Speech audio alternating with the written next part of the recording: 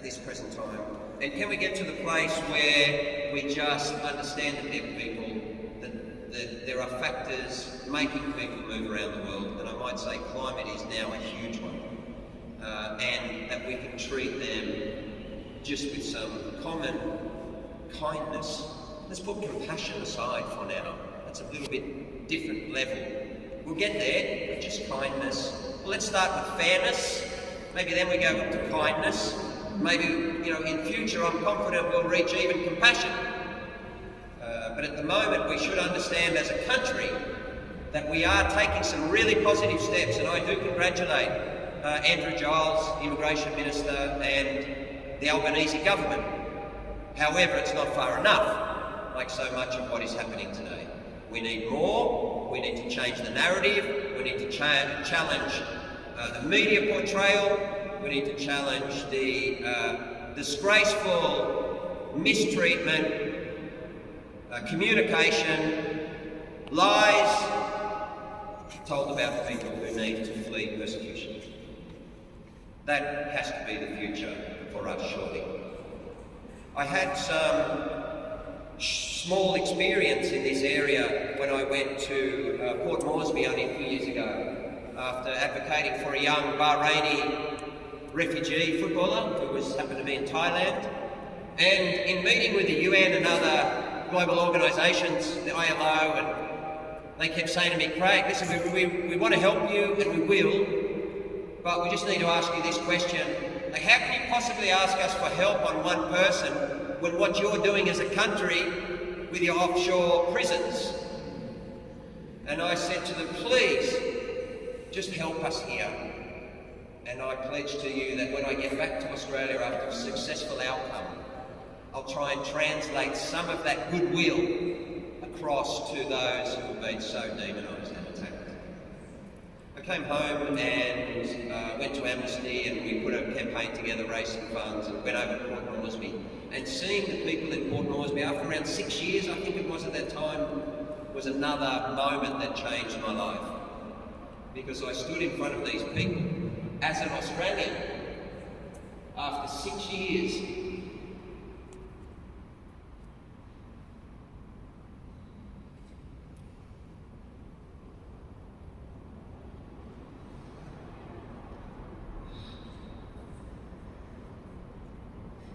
And it's when I think about the impact on us, as much as them, that I get emotional. Because what is the impact on our culture? What is the impact on our next generation?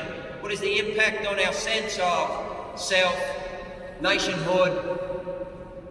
Well, that can't be it. And I was told by Amnesty before I went, I had to sit with I'm no expert, so I had to sit with a psychiatrist who said, listen, when you go there, you need to be really careful. These people are in, a situation of extreme harm. And there's only one major rule is this, Craig. So what is that? I said, whatever you do not give them any hope. I said, what are you talking about? They said, you cannot give them any sense of hope that you are capable of doing anything for them. The reason being is because they've been so harmed already that just the skerrick of hope, once again taken away from them, can lead to the most awful outcomes. So I went shaking, and I was speaking to some of the leaders, Behruz Boushani and all the names that many of you know, and a gentleman walked up and he looked at me with glazed eyes and he said, barely able to hold a sentence, do you have a resettlement offer for me? I said, I'm sorry, sir, I'm not here for that, I'm just here. The person said, do you have a resettlement offer for me? I said, I'm sorry, this is a person here from Amnesty, please come here. This person will be able to, answer your question. And I walked away, and one of the main leaders, well known, came up to me and said, do you know who that was? He said, that was an Iranian man. And when he was back home 6 years ago, he was a neurosurgeon. And he is an angel, because for the first 3 years, he tried to heal everyone. He was part psychologist, he was part doctor, and he could do magic with the Panadol that they threw at us for every ailment. He looked after everyone, they said, until his family were further harmed back home after years, and he could no longer cope. And so today, all he does is exist on painkillers. So he had to switch his brain off in order to get through another day. And I looked at him and reflected and thought, that's the end point. That's how bad it was. We put humans in a position where they couldn't think and they couldn't feel for another day.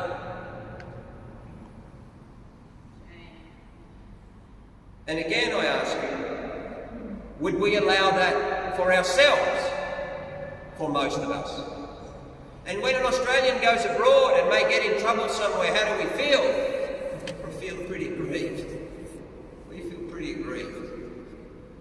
So it's the hypocrisy that also attacks my sensibilities as an Australian. How can we don't want this, and yet we're doing exactly what we're so against for ourselves?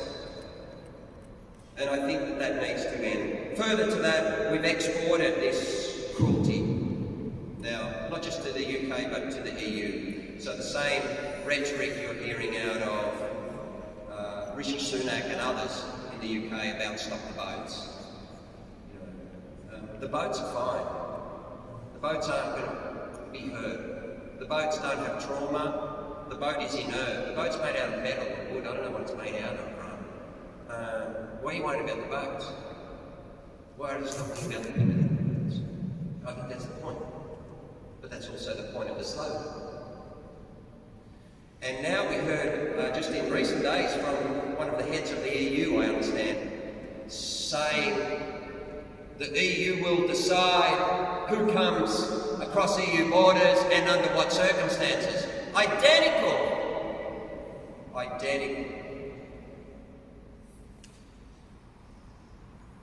And I think Australia should be an exporter of well-being. We should be an exporter of good. We should be an exporter of rights. We should be an exporter of democracy. We should be an exporter of compassion.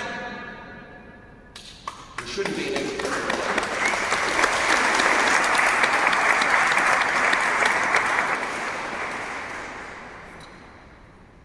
In a few years' time, we're going to be able to say that the climate is cooling. What do you think? It's a challenge, and you see today, particularly with the United Nations, and I for one, I'm not sure about you, but I'm very pleased that Antonio Guterres has more strident commentary in recent days, particularly at Climate Week at the UN, in fact just today or overnight, starting to really call out countries, and that includes us.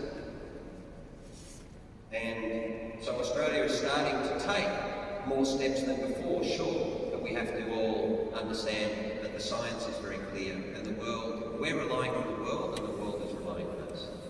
And if at any time, certainly in my lifetime, now, whether it's human mobility driven by conflict or climate action itself, there hasn't been a time when Australians need to be more globally connected and to think of as citizens of the world. The Pacific leaders are screaming at us exactly that message, but so too is much of the rest of the world. Guterres invited 100 emissaries of countries that are taking significant climate action according to the Paris Agreement this morning, to a special first congregation, if you like, and unsurprisingly, Australia wasn't there. We're not moving fast enough, and we can take leadership.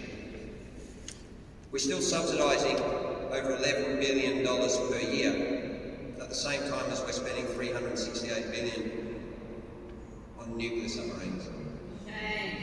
We can't build social housing, we don't have enough food for people, we can't get First Nations basic issues right. And yet, we still can't take enough steps. That has to be part of our future, and I would say immediate future. A happier tone now. The Matildas, how good were they?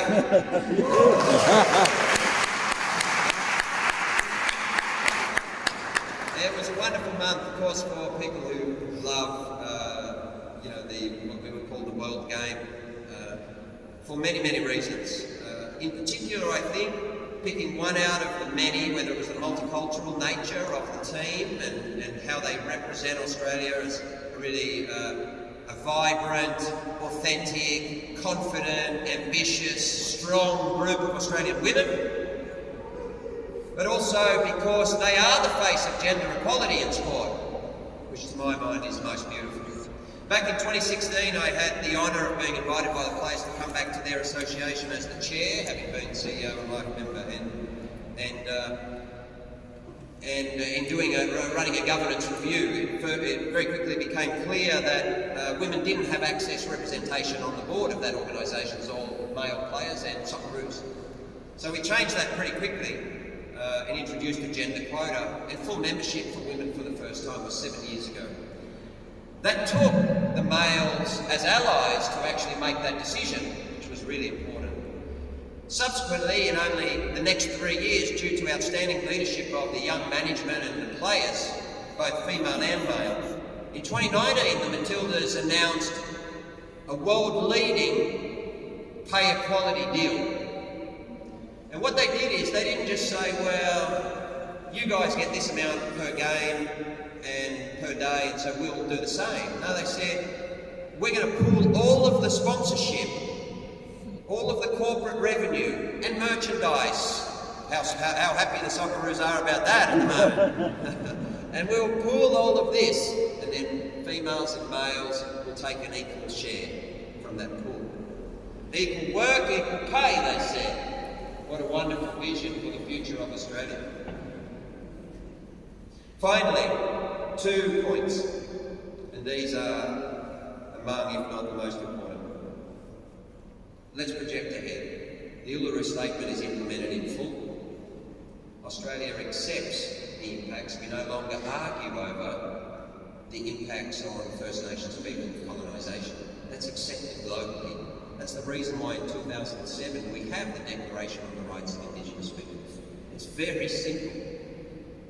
And implemented that right to self-determination, because we've seen the world has learnt from Indigenous peoples all around the world that the only way forward to preserve culture, which is one of the biggest problems here. You see all of this national, let's say, conversation or perhaps argument that we're having at the moment. In so much of it, it's inherent in that conversation that culture should be erased. It's fundamental to many of the arguments. Whereas the world has said the opposite, and rightly. And that's what we should do. We said, no, that culture has to be preserved. That's historic to the world, to humankind. And that means protections. That means support. That means respect. That means listening. That means First Nations people, not just here, but particularly here. And particularly now, being listened to.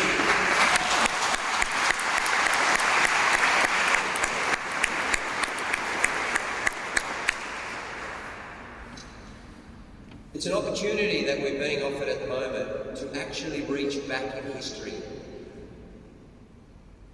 and join hands and go back actually 235 years and just join hands and say, we hear.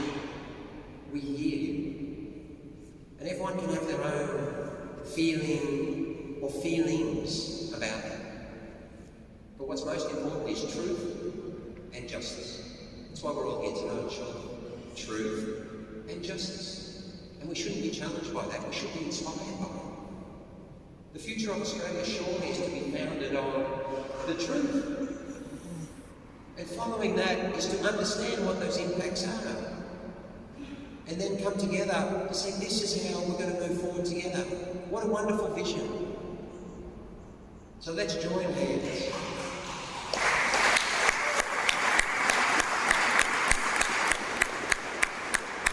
And finally, this is obviously very dear to my heart. In the future, and I hope it's only a couple of years away, Australia is a very proud republic.